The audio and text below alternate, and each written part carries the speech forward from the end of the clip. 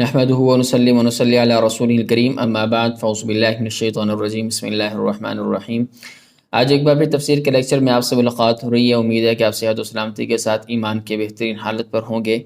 ہم نے گزشتہ ویڈیو میں سورۃ الفجر کی چند آیات کا ترجمہ کیا تھا۔ آج کوشش کرتے ہیں ان کی تفسیر کریں، اور ممکن ہے شاید ان آیات کی تفسیر دو پارٹ میں ہو، اور پھر آگے انشاءاللہ چلیں گے۔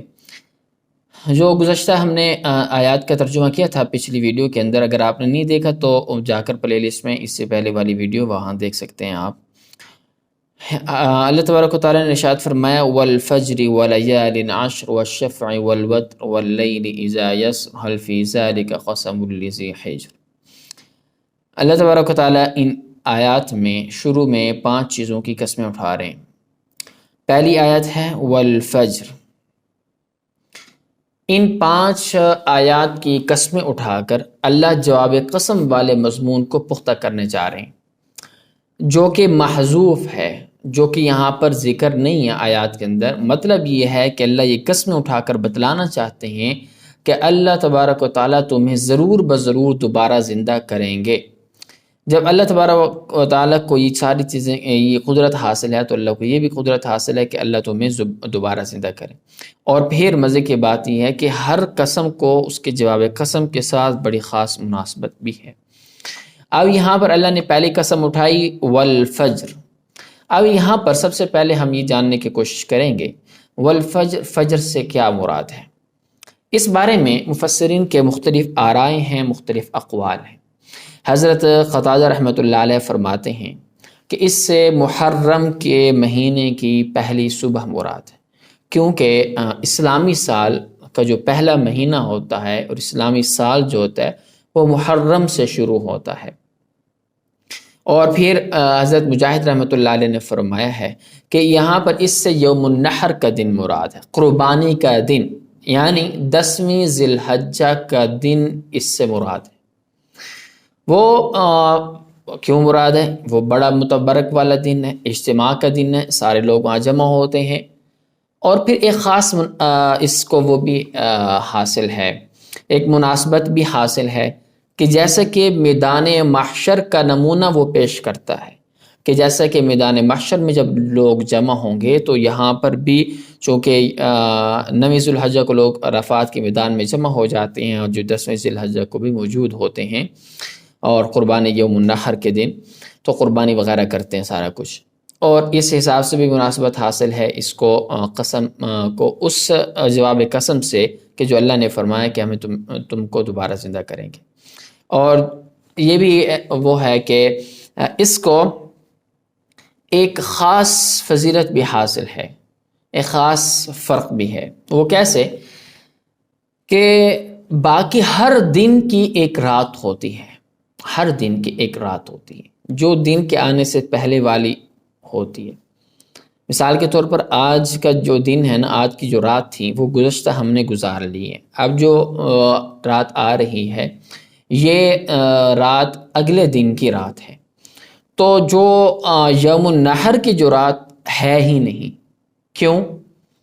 9ویں ذی الحجہ کو کوئی بندہ عرفات کے میدان میں نہیں آ سکا دن کو، تو وہ 10ویں کی رات کو بھی آ جائے نا، تو اس کا عرفہ کا جو وقوع کر لے، قیام کر لے عرفہ کا، تو وہ اس کا ہو جائے گا۔ تو اس حساب سے، اس وجہ سے وہ فرماتے ہیں کہ اس سے چونکہ اس کو الگ ایک مقام، الگ شان حاصل ہے، تو اس لیے یہاں پر والفجر سے یوم النحر مراد ہے۔ اور پھر حضرت ضحاک رحمۃ اللہ علیہ فرماتے ہیں کہ اس سے ماہ ذو الحجہ کی پہلی فجر مراد ہے۔ اور باقی جمہور مفسرین جس میں حضرت علی رضی اللہ تعالی عنہ، حضرت عبداللہ ابن عباس، حضرت عبداللہ بن عمر اور حضرت عبداللہ بن زبیر رضی اللہ تعالی عنہ وغیرہ، ان کے ارشاد یہ ہے کہ اس سے روزانہ کی فجر مراد ہے، ہر صبح کی فجر مراد ہے۔ وہ کیوں؟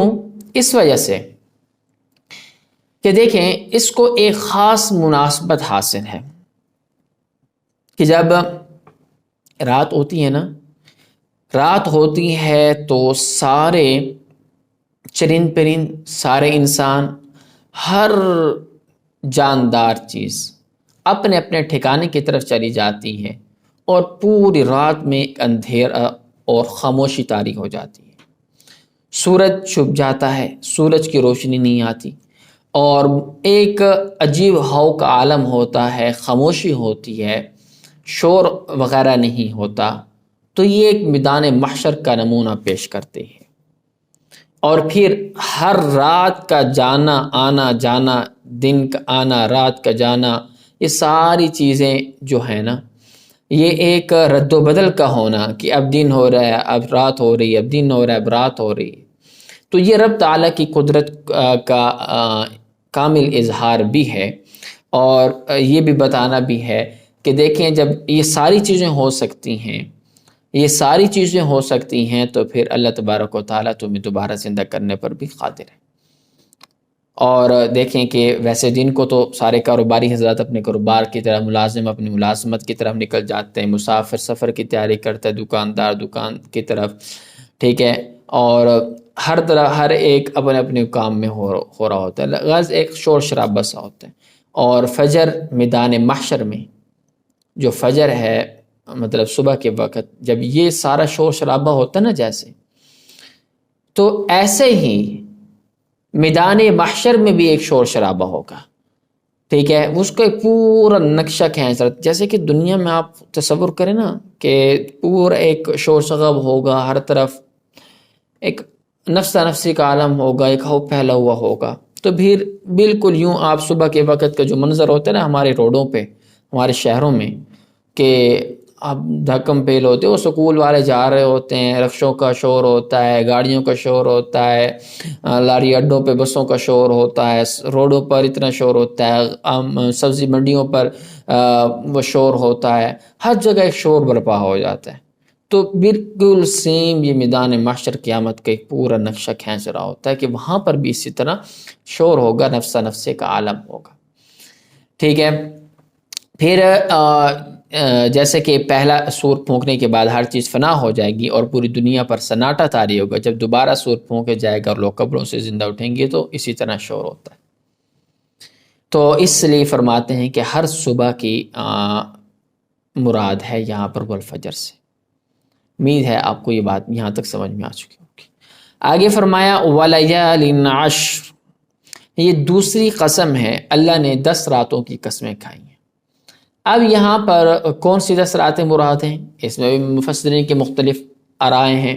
بعض کہتے ہیں عشر ذی الحجہ کی پہلی 10 راتیں مراد ہیں، کیونکہ یہ بڑی برکت راتیں ہیں، اس میں ہر دن کا روزہ رکھنا ایک پورے سال بھر کے روزے رکھنے کی عبادت کے برابر ثواب ملتا ہے، اور بڑی فضیلت والی راتیں ہیں۔ اور بعض کہتے ہیں محرم کے مہینے کی پہلی 10 راتیں مراد ہیں، خاص طور پہ وہ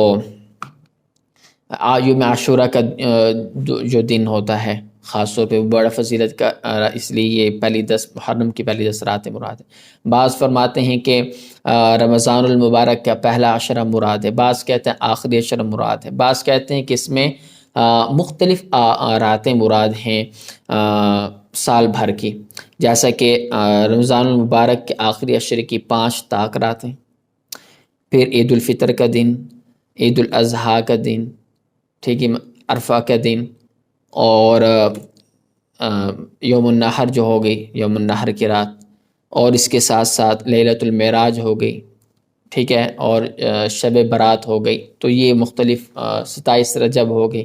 تو یہ مختلف راتیں ہیں جو مراد ہیں۔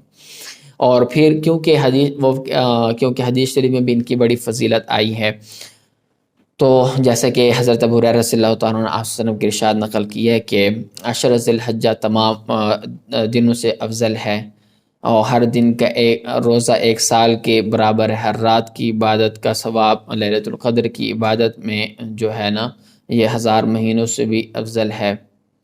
اور اس طریقے سے جو مختلف وہ روایات آتی ہیں۔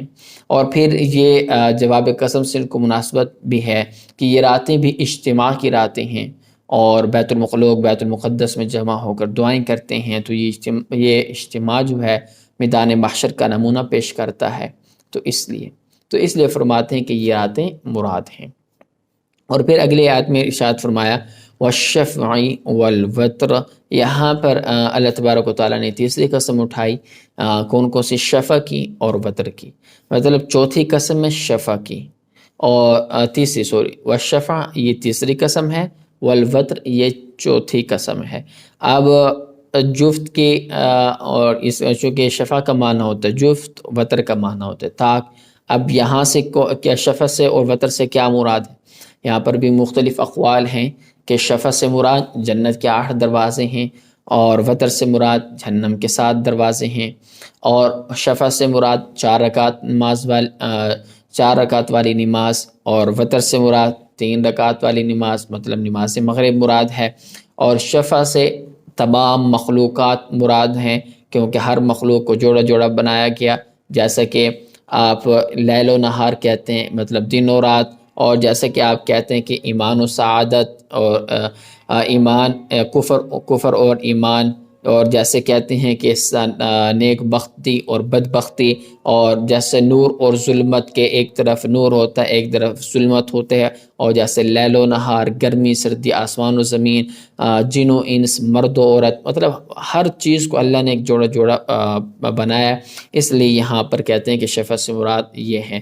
اور پھر ایک اور قول یہ بھی ہے کہ شفع سے یوم النحر مراد ہے، اور وتر سے مراد یوم عرفہ ہے۔ شفع سے مراد یوم النحر ہے اور وتر سے مراد یوم عرفہ ہے۔ حدیث شریف میں بھی جناب نبی کریم صلی اللہ علیہ وسلم نے جب روایت اس میں یہ آیت پڑھی تھی، اس وقت جناب نبی کریم صلی اللہ علیہ وسلم نے بھی یہ ارشاد فرمایا تھا۔ حضرت جابر رضی اللہ تعالیٰ عنہ سے حدیث مرفوع ہے، وہ روایت نقل کرتے ہیں کہ آپ صلی اللہ علیہ وسلم نے جب یہ ارشاد فرمایا نا، والفجر ولیال عشر والصبح وعشر النحر والوتر یوم عرفہ والشفع یوم النحر، کہ مطلب یہ ہے کہ یہ شفع سے مراد یوم النحر ہے اور وتر سے مراد یوم عرفہ ہے۔ تو اس لیے اگلی آیت میں ارشاد فرمایا واللیل اذا یسر، 5ویں قسم کے یہاں پر اس کو بیان کیا گیا، اس میں اللہ تبارک و تعالیٰ نے ڈھلتی ہوئی رات کی قسم اٹھائی۔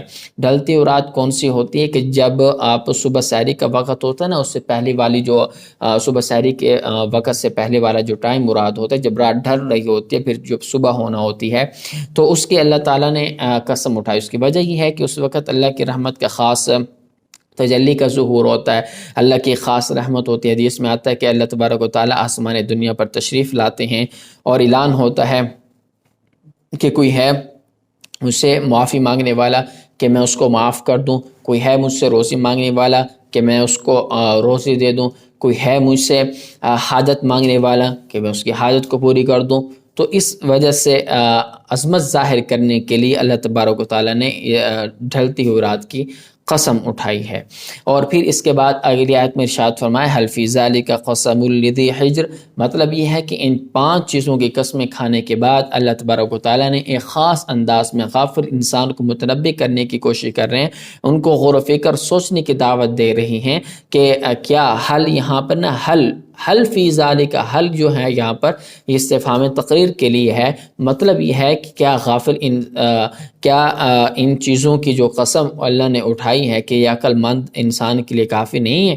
تو یہ حل استفہام تقریر کا مطلب کہنے کا یہ ہے کہ ہاں ضرور بضرور یہ جو قسمیں اللہ نے اٹھائی ہیں یہ عقل مند انسان کے لیے کافی ہیں، کہ انسان کو کوئی کیونکہ عقل بھی انسان کو بری چیزوں سے روکتی ہے، اور مقصد آیت کی یہ ہے کہ ان 5 چیزوں کی جو عظیم شان قسم کھائی گئی ہے کیا یہ عقل مند کے لیے کافی ہے یا نہیں؟ تو ظاہر بات ہے کہ ہے، کیونکہ قسمیں کھانے والی ذات کی عظمت اور جن چیزوں کی قسم کھائی گئی ہے ان کی عظمت کا تقاضا یہ ہے کہ ان کے ساتھ جو مضمون ثابت ہو رہا ہے وہ یقینی طور پر ثابت ہے اور سچا ہے، اور وہ ہے انسان کا حساب و کتاب اور جزا و سزا کا ہونا، تو اس لیے قیامت کا واقع ہونا، اور لہٰذا وہ برحق ہے، تو اس لیے اللہ نے فرمایا کہ ان میں قسم کافی نہیں ہے۔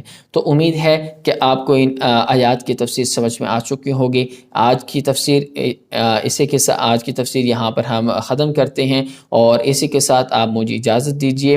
جو ہماری نیکسٹ ویڈیو آئے گی تو وہی اگلی والی آیات ہیں. الم تر کیف فعل ربک بعاد ارم ذات العماد التی لم یخلق مثلها فی البلاد وثمود الذین جابوا الصخر بالواد.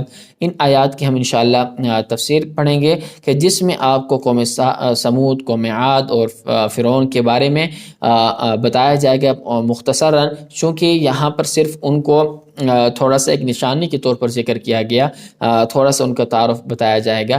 باقی جو تفصیلی جو ہے قوم عاد، قوم سمود کے بارے میں، وہ قرآن مجید میں دوسرے مقام پر جہاں پر ان کا ذکر آئے گا تو وہاں پر ہم اس کو ذرا تفصیل کے ساتھ ڈسکس کریں گے.